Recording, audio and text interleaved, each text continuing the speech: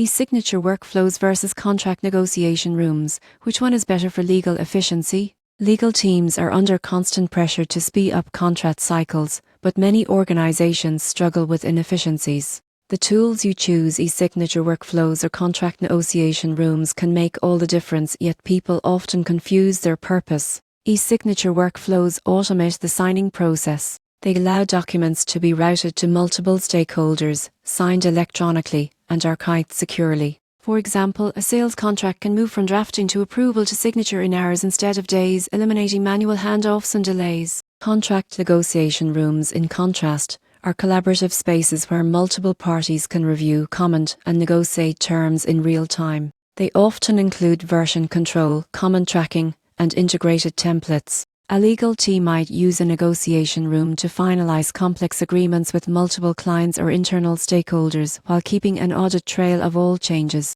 Most teams get this wrong. E-signature workflows streamline execution, while negotiation rooms streamline collaboration. One is about speed, the other is about clarity and risk mitigation. So which is better for legal efficiency? If your bottleneck is slow approvals and signatures, e-signature workflows deliver immediate time savings. If your pain point is drawn-out negotiations and version chaos, contract negotiation rooms provide the structure and transparency needed to move deals forward.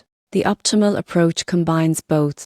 Use contract negotiation rooms to manage discussions and finalize terms, then deploy e-signature workflows to execute agreements quickly and securely. This integrated strategy ensures contracts are both accurate and fast, giving legal teams maximum efficiency.